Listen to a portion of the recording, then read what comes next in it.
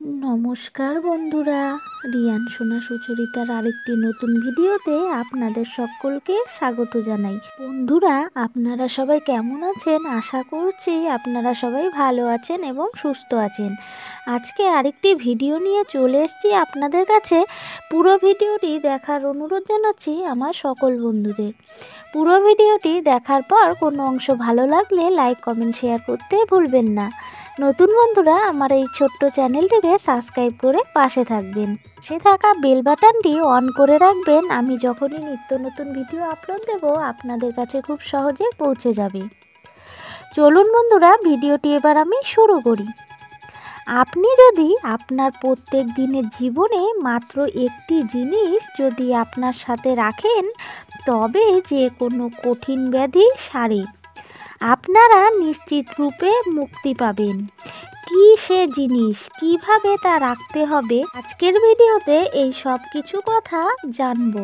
তাই ভিডিওটি শেষ পর্যন্ত জুড়ে থাকার অনুরোধ জানাচ্ছি আমার সকল বন্ধুদের কাছে। শ্রীরামকৃষ্ণ পরমহংসদেব বলেছেন, সহসা সবেগে একেবারেই স্বর্গরাজ্য অধিকার করেছিলেন। কিন্তু তিনি এটা কিভাবে করেছিলেন? তিনি করতে পেরেছিলেন বিদ্যারূপিণী মা শারদার শক্তির সাহায্যে।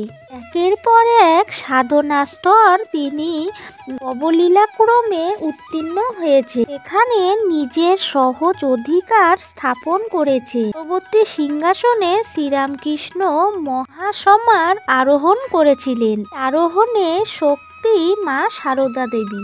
শ্রীরামকৃষ্ণ জানতেন, শক্তিরূপিণী শারদা যদি তার উপর বিরূপ হয়ে অবিদ্যা শক্তিরূপ ধারণ করেন, তবে তার সমস্ত সাধনা ব্যর্থ হবে। রূপিণী মা শারদা মা বলেছেন, আমি মা, আমি জগতের মা, আমি সকলের মা, আমি থাকতে তোমাদের ভয় কি? ব্রহ্মাণ্ড জুড়ে সকলেই তো আমারই সন্তান। অহেতুক মমতা, অনেকেই তাকে স্নেহের সুযোগ নিত। সবাইকে এইভাবে প্রশ্রয় দেওয়া অনেকেরই পছন্দ হতো। তবুও তো তিনি নিরুপায়। আমি সতেরো মা, অসতেরো মা। আর যুগিনী মাকে বলেছিলেন, যাই বলো, কেউ মা বলে এসে দাঁড়ালে তাকে আমি ফিরাতে পারবো না। মা বলতেন, সব ভালো থাকুক, জগতের মঙ্গল হোক। মা ধরিনীতে নেই, মা রয়েছেন সূক্ষ্ম দেহে। এটা অনুভবের ব্যাপার, বিশ্বাস ও ভালোবাসার ব্যাপার। এগুলোতেই মাকে পাবেন। আপনার রোগ ব্যাধি চরম রোগে পড়লেও আপনি ঘাবড়াবেন না, কারণ মা আছেন আপনার সাথে। আপনি যেমনই হোক না কেন, যেমনই কাজ করুন না কেন, মা আপনাকে ছেড়ে যাবেন না। মা নিজের মুখে বলা বাণী তা কখনো মিথ্যে হতে পারে না। শুধু আপনাকে বিশ্বাস ভরসা করতে হবে। মার একটি ছবি সাথে রাখুন, আপনার হৃদয় কমলে সেই ফটোকে প্রতিষ্ঠিত করুন। তারপর আপনি শুনতে পাবেন মায়ের কথা, মায়ের আদেশ নির্দেশ। মা আপনাকে পথ দেখাবে। শক্তিরূপিণী মাকে তো চেনা যায় না, বোঝা যায় না, ধরাও যায় না। শক্তি মানেই ঐশ্বর্য, বিভূতি। আর মা মতো সম্পূর্ণ নিরস্ত্র হয়ে লুপ্ত করে এসেছিলেন। কখনো কখনো অনেকবার মা নিজের পরিচয় দিয়েছেন, কখনো কখনো অবিকুণ্ঠন স্বরে গিয়েছে তার লজ্জা পটাবি তার অবরণে উন্মোচিত হয়ে গেছে। যেমন একবার আত্মীয়াদের জ্বালাতনে অতিষ্ঠ হয়ে মা তাদের বলেছেন, তোরা আমাকে বেশি জ্বালাতন করিসনি। এর ভিতরে যিনি আছেন তিনি যদি একবার ফোঁস করেন, তো ব্রহ্মা বিষ্ণু মহেশ্বরের কারো সাধ্য নেই যে তোদের রক্ষা করে। পাগলি মামির কথা আপনারা তো সকলেই জানেন। পাগলি মামি যে কতটা জ্বালাতন করতো মাকে, তাও সবারই জানা। মা একবার অতিষ্ঠ হয়ে পাগলি মামিকে বলেছিলেন, আমি যদি তোকে মারি, দুনিয়ায় এমন কেউ নেই যে তোকে রক্ষা করতে পারে। এত পাপ পুণ্য আমার কিছুই নেই, তুই কি আমাকে কি মনে করিস? এত শাপান্ত করিস, মা বাপ তুলে গাল দিস, আমি তোর অপরাধ নেই না। ভাবি দুটো শব্দ বইতো কিছুই নেই। আমি যদি অপরাধ নেই তাহলে কি তোর আর রক্ষা আছে? একবার এক ভক্ত বলেছিলেন, ঠাকুর তো স্বয়ং ভগবান, তবে আপনি কি? বিন্দু মাত্র ইতস্তত বোধ না করে মা উত্তর দিয়েছিলেন, আমি আর কে? আমি ভগবতী।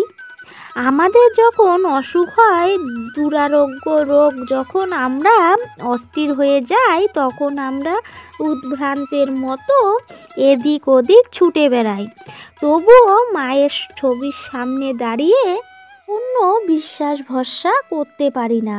এক ব্যক্তি জিজ্ঞাসা করেছিল, আপনি তো সাক্ষাৎ জগৎ জননী, তবুও আপনাকে মানুষ ভাবে কেন মা? মা বলেছিলেন, সকলেই কি তার চিনতে পারে মা? ঘাটে খানা হিরে পড়েছিল, পাথর মনে করে উঠে যেত সবাই পা ঘষে তাতে। একদিন জহুরি সেই ঘাটে এলো, সে দেখে চিনে ফেলল। সে জানলো একখানা প্রকাণ্ড মহামূল্যবান হিরে আছে সেখানে। সেই জন্য মা নিজে মুখেই বলে গেছে, আমি থাকতে এরা কেউ আমায় জানতে পারবে না, চিনতেও পারবে না, পরে সব বুঝতে পারবে। আপনার জীবনে কঠিন পরিস্থিতিতে, বিপদে আপদে, অসময় কিভাবে মাকে ডাকলে মা সাড়া দেবে, এই আদেশ দিয়ে গেছেন মা স্বয়ং। মা বলেছেন, খাটতে হয়, না খাটলে কি কিছু হয়? সংসারের কাজকর্মের মধ্যেও একটি সময় করে নিতে হয়। আমি বলি ভোর 3টের সময় উঠে জপে বসুক, দেখি মনে কেমন শান্তি না আসে। তা না করে শুধু অশান্তি আর অশান্তি। আমি আছি, মা থাকতে কিসের ভয়?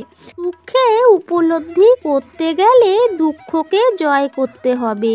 সেটা তখনই পারবেন যখন আপনি সুখের অনুসন্ধান পাবেন। মায়ের প্রার্থনা ভাবনার মধ্যেই আপনি আপনার সুখ আনন্দ খুঁজে পাবেন। ভিডিওটি কেমন লাগলো বন্ধুরা? ভিডিওটি ভালো লাগলে লাইক কমেন্ট শেয়ার করে পাশে থাকবেন। সবাই ভালো থাকবেন, সুস্থ থাকবেন। দেখা হবে অন্য কোনো ভিডিওর সাথে। ততক্ষণের জন্য সবাই ভালো থাকবে। তখন আমার সম্পূর্ণ ভিডিওটি জুড়ে থাকার জন্য সবাইকে অনেক অনেক ভালোবাসা ও ধন্যবাদ বন্ধুরা।